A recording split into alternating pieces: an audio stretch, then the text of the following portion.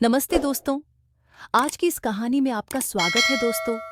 मेरा नाम सोनिया है और मैं पंजाब की रहने वाली हूँ। मेरी उम्र 22 साल है और मेरी शादी हो चुकी है। अब मैं खुद को एक औरत मानती हूँ क्योंकि मेरी शादी हो चुकी है, लेकिन मेरे अंदर अभी भी एक युवती की चंचलता बाकी है। आज भी मैं बच्चों जैसी शरारतें करती हूँ। इसी वजह से चाहे मायका हो या ससुराल, मैं सबकी लाडली हूँ। मेरा मायका बड़ा और संप है, लेकिन मेरा ससुराल छोटा और साधारण है। ससुराल में सिर्फ मेरे पति और मेरे ससुर हैं। मेरे ससुर मेरे पति के सगे पिता नहीं हैं, बल्कि उनके चाचा हैं। उनकी उम्र 56 साल है, लेकिन वे अभी भी बहुत तंदुरुस्त और उत्साही हैं। मेरे ससुर रिटायर्ड सरकारी टीचर हैं। उनकी शादी के कुछ साल बाद ही उनकी पत्नी का निधन हो गया था। इसके बाद उन्होंने नौकरी से रिटायरमेंट ले लिया और दोबारा शादी नहीं किया। उनके बच्चे भी नहीं, इसलिए वे हमेशा अकेले ही रहे। उनका खर्च उनकी पेंशन और थोड़ी बहुत खेती की आमदनी से चलता है। ससुर का जीवन बहुत नियमित है। वे सुबह शाम सैर करते हैं, दिन में टीवी देखते हैं या किताबें पढ़ते हैं। मेरे अपने सास ससुर अब इस दुनिया में नहीं हैं। मेरी शादी से पहले ही मेरी सास का देहांत हो चुका था और शादी के 1 साल बाद ससुर भी चल बसे। इसके बाद से मेरे छोटे ससुर यानी मेरे पति का चाचा हमारे साथ ही रहने लगे। मेरे ससुर अपनी सेहत का बहुत ध्यान रखते हैं। उनके बाल और मूंछें भले ही आधे सफेद हो गए हों, लेकिन वे अभी भी आकर्षक लगते हैं। मैंने कभी भी लड़कों से दोस्ती नहीं की थी। कॉलेज में भी मेरी इतनी सख्ती थी कि कोई लड़का मुझसे बात करने की हिम्मत नहीं कर पाता था। मेरी सहेलियों के बॉयफ्रेंड थे। उनके रोमांटिक किस्से सुनकर ही मैं खुश हो जाती थी। जब वे अपने बॉयफ्रेंड के बारे में बातें करती तो मैं चुपचाप सुनती और मन ही मन सोचती कि काश ऐसा कुछ मेरे साथ भी हो। जैसे जैसे मैं बड़ी होती गई, मेरा रूप निखरता गया, मेरा शरीर भी बदलने लगा और मैं देखने में बहुत सुंदर लगने लगी थी। कई लड़कों ने मुझसे दोस्ती करने की कोशिश किया, लेकिन मैंने किसी को हाँ नहीं कही। शादी से पहले मुझे रोमांस का कोई अनुभव नहीं था। मैं जो कुछ देखी वह सिर्फ फिल्मों में देखी। कॉलेज के फाइनल ईयर में जाते जाते मेरा रिश्ता तय हो गया। मेरे पति दिखने में बहुत आकर्षक थे। पहली ही मुलाकात में उन्होंने ने मुझे अपनेपन का एहसास दिलाया। सगाई से शादी तक हम कई बार मिले, लेकिन उन्होंने कभी जल्दबाजी नहीं किया। शादी के बाद मेरी जिंदगी में कई खूबसूरत और यादगार पल आए, लेकिन आज मैं आपको मेरे ससुर और चंपा के बारे में बताना चाहती हूँ। शादी के पहले साल में हम दोनों ने बहुत मजे किए, लेकिन यह घटना मेरे लिए बहुत ही चौंकाने वाली थी। मेरे पति उस समय कम जिम्मेदारियों और कम काम के बोझ के कारण हर रोज समय पर घर आ जाते थे। वह एक कंपनी में सुपरवाइजर थे और शाम के 6:30 तक घर पहुंच जाते थे। तब घर में सिर्फ मेरे ससुर रहते थे। जब मेरे पति हमेशा की तरह शाम को अपने साइड से घूमकर घर आते, तो सबसे पहले मुझसे प्यार करना उनका काम होता था। रात का प्यार तो रोज का होता था, लेकिन इसके अलावा भी जब भी समय मिलता हम बस अपने प्यार में डूब जाते थे। 21 साल तक मेरे दिल में जो इच्छाएं दबी हुई थी, उन्हें शादी से पहले कभी बाहर आने का मौका नहीं मिला, लेकिन शादी के बाद वे सारी इच्छाएं धीरे धीरे बाहर आने लगी और मेरे पति ने उन्हें शांत करने के लिए पूरे दिल से प्रयास किया। शादी के बाद मेरा शरीर और भी भर गया था।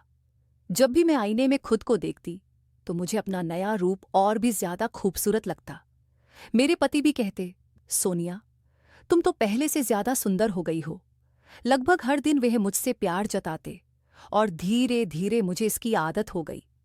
दिन में जब मैं घर पर अकेली होती तो कई बार मेरे मन में इच्छाएं उठती, लेकिन मैं खुद को काबू में रखने की पूरी कोशिश करती। इसके कारण मैंने मोबाइल पर अलग अलग तरह की फिल्में देखना शुरू कर दी थी, ताकि अकेलेपन में भी मैं अपने मन को संभाल सकूं। जो काम मुझे शादी से पहले स्कूल या कॉलेज में करना चाहिए था, वह सब मैं शादी के बाद करने लगी थी। शाम को जब मेरे पति घर आते तो उनसे ज्यादा उत्सुक में रहती थी। मेरी इस उत्सुकता को देखकर वह कहते, क्या हुआ, तुम तो हमेशा तैयार रहती हो। तब मैं हंसकर कहती, शादी से पहले कोई मिला नहीं, 21 साल तक इस आग में जलती रही हूं। अगर आपने इसे शांत नहीं किया तो कौन करेगा। अब ज्यादा बात मत करो, जल्दी शुरू करो। रात को जब हम एक साथ होते तो मैं कभी अपने पति को किसी खास इच्छा के लिए कुछ कहने का मौका नहीं देती थी। उनकी हर बात को उनसे पहले ही समझकर पूरा कर देती। शादी के लगभग 1 साल बाद मेरे पति का प्रमोशन हो गया और वह अब मैनेजर बन गए। इसके चलते उनका घर लौटने का कोई तय समय नहीं रह गया। सुबह 88 बज 30 मिनट पर वह ऑन फिसली निकलते और रात को कभी 10 तो कभी 11 बजे घर लौटते। तब मुझे ऐसा लगता कि मेरे सारे सपने अधूरे रह गए हैं। शाम को मैं तैयार होकर बैठी रहती और तभी उनका फोन आता, आज देर हो जाएगी। ये सुनकर मैं तड़प उठती। कई बार तो मुझे अकेले ही खाना खाना पड़ता था।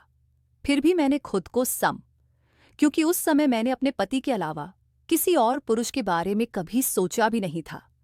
लेकिन कभी कभी मेरे मन में विचार आता कि पड़ोस के रवि भाई साहब काफी सुंदर हैं। लेकिन मैं जानती थी अगर मैंने ऐसा कुछ किया तो पूरी बस्ती में बदनामी हो जाएगी। इसलिए मैंने खुद को काबू में रखा। दिन में कई बार मैं रवि जी के घर जाती, क्योंकि उनकी पत्नी मेरी अच्छी सहेली बन गई थी। रवि जी अक्सर अपने बिजनेस के काम से बाहर रहते थे। मैं सुबह घर का नाश्ता तैयार करती, फिर अपने ससुर को नाश्ता देकर फिर रवि जी के घर जाती। वहां 2-3 घंटे बातें करके लौट आती और फिर दोपहर का खाना बनाती। इसी दौरान हमारी घर के सारे काम लिपटा कर चली जाती थी। ऐसे ही एक दिन मैं अपनी सहेली के घर बैठी थी, तभी भैया जी का फोन आया कि उन्हें कहीं बाहर जाना है। यह सुनकर मैं घर लौट आई। जैसे ही मैंने घर में कदम रखी तब सीधे किचन में गई। वहां जाकर देखी कि वहां बर्तन गंदे पड़े थे और झाड़ भी नहीं लगा था। तब मुझे समझ आया कि चंपा शायद आज काम पर नहीं आई है। तब मैंने उसे फोन किया। उसने फोन उठाया तो मैंने पूछा, चंपा तू कहाँ है? उसने जवाब दिया, दीदी मैं तो आपके घर में ही हूं, झाड़ू लगा रही हूं। यह सुनकर मुझे गुस्सा आया, क्योंकि वह झूठ बोल रही थी। फिर मैं किचन से बाहर आई तो देखी कि झाड़ू और पानी का डिब्बा हॉल में ही पड़ा हुआ था। तभी चंपा ने फोन काट दिया। मुझे गुस्सा आ रहा था। मैं से दोबारा फोन करने ही वाली थी कि तभी मेरे ससुर के कमरे से उनकी आवाज सुनाई दी। मैंने सोचा, अगर चंपा बाहर नहीं है तो वह ससुर के कमरे में क्या कर रहे हैं। मैं धीरे धीरे ससुर के कमरे के दरवाजे के पास गई। दरवाजा बंद नहीं था। मैंने दरवाजे से कान लगाकर सुनना शुरू की। तब मुझे अंदर से दोनों के हंसने की आवाज सुनाई दी। इससे पहले भी ससुर किसी से बात करते हुए दिखे थे, लेकिन आज उनकी हंसी कुछ अलग थी। मैंने धीरे धीरे दरवाजा हल्का सा खोली और अंदर झांक कर देखी। तब अंदर का नजारा देखकर मेरे होश उड़ गए। कमरे में मानो आग लगी हो। तब मेरे ससुर अपने बिस्तर पर लेटे हुए थे और चंपा भी उनके साथ बिस्तर पर लेटी थी। उन दोनों की हालत देखकर मेरे पैरों तले जमीन खिसक गई। मैं कमरे के बाहर खड़ी रहकर बस दादा पोती जैसे उम्र के लोगों का खेल देख रही थी। मैं खुद हमेशा प्यार की भूखी रहती थी। ऐसे में यह कैसे हो सकता था कि जो कुछ मैं देख रही थी उसका मुंह पर कोई असर ना पड़े। मैं ससुर को देख रही थी। इस उम्र में भी उनमें कितनी ऊर्जा थी। वह एकदम किसी जवान व्यक्ति की तरह व्यवहार कर रहे थे उन्हें। और चंपा को ऐसी हालत में देखकर मैं खुद को काबू में नहीं रख पाई और चंपा की जगह खुद को सोचने लगी। लेकिन मैं ऐसा कुछ करने की हिम्मत नहीं कर सकती थी। सच कहूं तो मैंने पड़ोस के रवि जी से अपने ससुर के बारे में कुछ बातें सुनी थी, लेकिन ससुर ने कभी मुझ पर बुरी नज़र नहीं डाली या मेरे साथ कोई गलत व्यवहार नहीं किया। इसलिए मुझे कभी यकीन नहीं हुआ कि मेरे ससुर किसी गलत प्रवृत्ति के व्यक्ति हैं। मैं खुद से सोचने लगी कि मेरे ससुर अकेले रहते हैं तो शायद रवि जी ने उनके बारे में कोई अंदाज़ा लगाया होगा। लेकिन अब मेरी आंखों के सामने सब कुछ साफ हो गया था। एक 56 साल का आदमी ऐसी हरकत कर सकता है, वह भी हमारी 21 साल की काम वाली चंपा के साथ।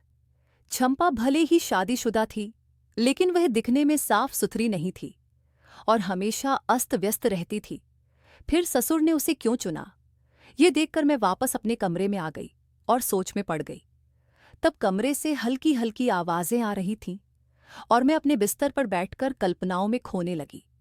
ससुर और चंपा के शांत होने से पहले ही मैं अपनी ही कल्पनाओं में डूब गई। फिर धीरे धीरे मैं बिस्तर पर बैठकर टीवी देखने लगी। करीब 35 मिनट बाद चंपा ससुर के कमरे से बाहर आई और सफाई करने लगी। जब वह मेरे कमरे में आई और मुझे बिस्तर पर बैठी देखी तो वह घबरा गई। उसने घबराते हुए पूछा, मालकिन आप यहाँ? तब मैंने जवाब दिया, तो क्या मुझे अपने ही घर में नहीं होना चाहिए? उसने कहा, आप तो पड़ोस में गई थी ना? मैंने कहा, हाँ गई थी, लेकिन वापस नहीं आती, तो तुम्हारी करतूत का मुझे कैसे पता चलता? यह सुनकर वह डर गई और आधा अधूरा काम छोड़कर तुरंत चली गई। उसके जाने के बाद मैंने खुद घर की सफाई की। तब मेरे ससुर भी अपने कमरे से बाहर नहीं निकले। दोपहर में मैंने ही उन्हें खाना दिया, लेकिन हमारे बीच कोई बातचीत नहीं हुई। दिन में जो मैं देखी थी वही दृश्य रात को मेरे सपनों में आने लगा। अचानक मेरी नींद खुल गई और मैं ससुर के साथ अपने रिश्ते के बारे में सोचने लगी। सोचते सोचते मैं खुद पर काबू खोने लगी। तब मैंने अपने पति को उठाने की कोशिश की, लेकिन वह नहीं उठे। 1 घंटे पहले ही वह थककर सोए थे।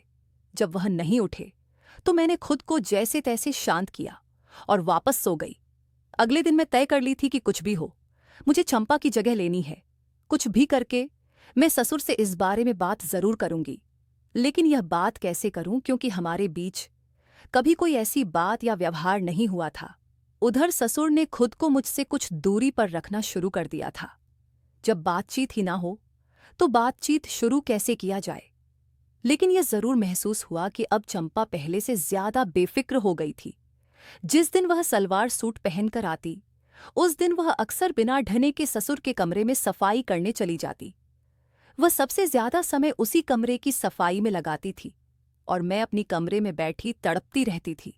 धीरे धीरे ऐसा होने लगा कि मेरे ससुर भी अब थोड़ा खुलकर व्यवहार करने लगे थे। जब वह कमरे में सफाई करने जाती तो मेरे ससुर अंदर से दरवाजा बंद कर लेते। तब अंदर से उनकी आवाजें बाहर तक आती थी। अंदर क्या हो रहा था, यह सोचते ही मेरा मन गुस्से से भर जाता था, क्योंकि मैं ये सब आवाजें सुनकर तड़पने लगती थी। लेकिन मैं खुद को कब तक रोक पाती? आखिरकार मैं अपना पूरा ध्यान खुद पर लगाना शुरू कर दी। मैं अपना पहनावा भी बदल ली, कुछ नए डिजाइन के कपड़े पहनने शुरू कर दी, जो मेरी खूबसूरती को और ज्यादा निखार दे थे। जब तक वह घर में रहती, मैं अपने कमरे में रहती थी, लेकिन उसके जाने के बाद मैं ससुर के सामने जाती और ऐसा व्यवहार करती कि उन्हें मेरी बात समझ में आए। अब मैं घर में लंबे कुर्ते छोड़कर शर्ट और ट्राउजर पहनना शुरू कर दी थी। कभी कभी जीन्स और स्कर्ट भी पहन लेती थी। अब मेरी मेहनत रंग ला रही थी, क्योंकि मैंने नोटिस किया कि अब ससुर मुझे देखने लगे थे।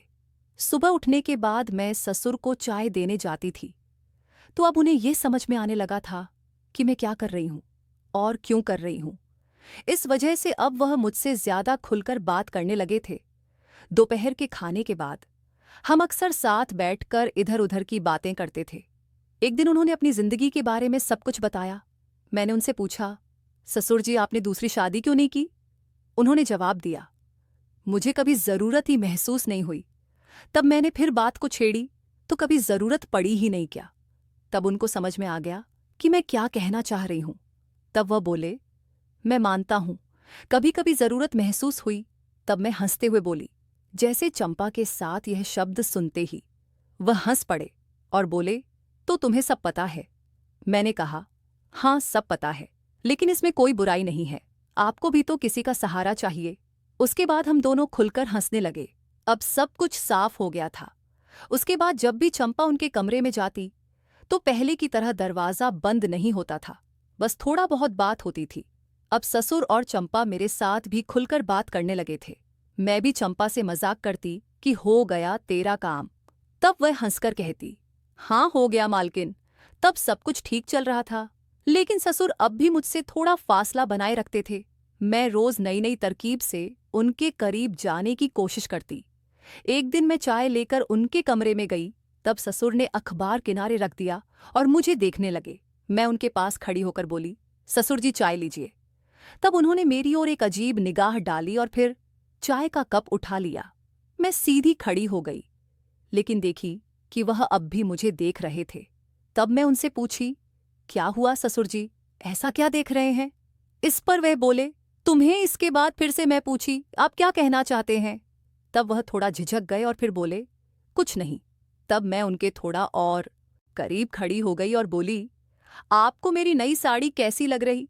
फिर मैं साड़ी का पल्लू पकड़कर उन्हें घुमाकर दिखाई।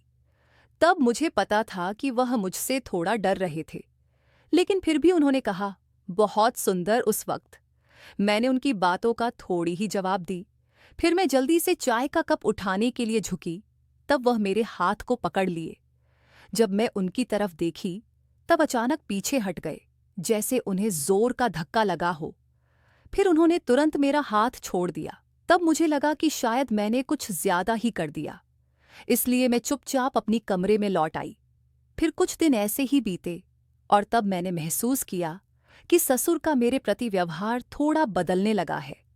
अब यह साफ हो चुका था कि वह मेरे बारे में क्या सोच रहे हैं, लेकिन किसी कारणवश वह आगे बढ़ने की हिम्मत नहीं कर पा रहे थे।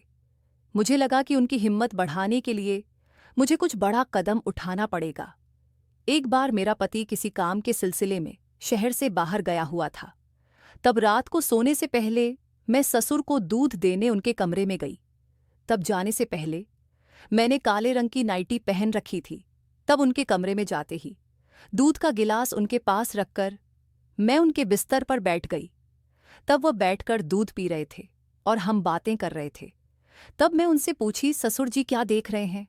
उन्होंने कहा, मुझे पता ही नहीं था कि मेरी बहू इतनी सुंदर है। तब उनकी बात सुनकर मैं मजाक में बोली, तो क्या आपकी नज़र हमेशा मुझ पर ही रहती है? तब वह अचानक चुप हो गए, जैसे मैंने उन्हें डांट हो। मुझे लगा कि शायद मैं कुछ गलत बोल दी। फिर मैं उठकर जाने लगी, लेकिन तभी उन्होंने मेरा हाथ पकड़ लिया और कहा, रुको बहू, कुछ देर और बैठो, आज तुम्हारा पति घर पर नहीं है। तब मैं वहीं पर बैठ गई। इसके बाद हम काफी देर तक बातें करते रहे। रात के करीब 12 बजे मैं वापस अपने कमरे में आ गई, लेकिन तब मेरा मन बहुत बेचैन हो रहा था। कमरे में पहुंचकर मैं खुद को जैसे तैसे करके शांत की ओर सो गई। अब धीरे धीरे मेरे ससुर का व्यवहार मेरे प्रति और बदलने लगा था, लेकिन बहुत धीमी गति से। वह अब मुझसे खुलकर मजाक करते और कभी कभी मुझे कुछ अश्लील जोक्स भी सुनाते। हालांकि उससे आगे वह कुछ नहीं कर रहे थे। दोपहर के वक्त ससुर अक्सर हॉल में बैठकर अखबार पढ़ते या हिंदी की कुछ किताबें पढ़ते रहते थे। हॉल से मेरी कमरे का दरवाज़ा साफ दिखाई देता था। तभी मेरे दिमाग में एक ख्याल आया। एक दिन जब ससुर हॉल में बैठकर बार पढ़ रहे थे, तब मैं नहाने चली गई। अच्छे से नहा धोकर मैंने बाल धोए और सिर्फ एक तौलिया लपेटकर बाहर निकली। फिर मैं सीधे ड्रेसिंग टेबल के सामने जाकर तैयार होने लगी। तब मेरा ध्यान बाहर ही था और मैं देखी कि ससुर अखबार के पीछे से चोरी छुपे मुझे देख रहे थे। तब मैंने अपनी अलमारी से एक सफ़ेद साड़ी निकाली, जो मेरे पति ने हमारी पहली सालगिरह पर मुझे गिफ्ट किया था। उस साड़ी के साथ एक सुंदर लाल ब्लाउज भी था। तब मैं अच्छे से मेकअप की और फिर चाय बनाने के लिए रसोई में चली गई। तब मैं यह दिखाने की कोशिश कर रही थी कि मुझे कुछ भी पता नहीं है। चाय बनाते समय मैं सोची कि आज ससुर जी को चाय देते वक्त अपनी पूरी अदाएं दिखाऊंगी, लेकिन तभी मुझे झटका लगा। ससुर अचानक रसोई में आ गए और मेरे पास आकर खड़े हो गए। तब मैं शांत खड़ी रही और फिर मेरी ख्वाहिश पूरी होने लगी। अब धीरे धीरे मेरी सारी ख्वाहिश पूरी हो चुकी थी। तो दोस्तों, ये थी हमारी आज की कहानी। आपको ये कहानी कैसी लगी? कमेंट करके ज़रूर बताएं।